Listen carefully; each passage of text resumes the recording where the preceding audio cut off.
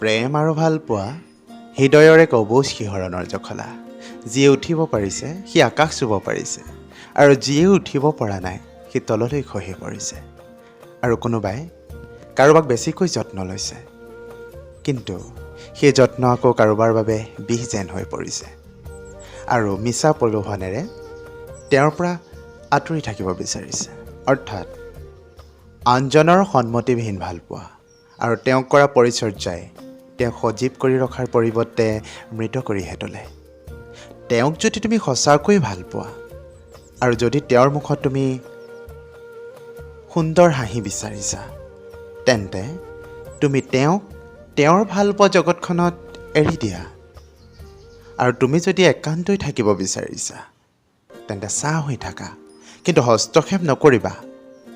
তুমি সলনি হোৱা, কিন্তু ভালপোৱা সলনি নকৰিবা।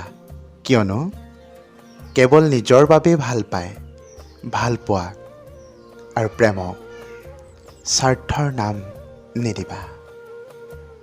ভালপোৱাই কেৱল ভাল পাব জানে, হৃদয়খন দিব নাজানে।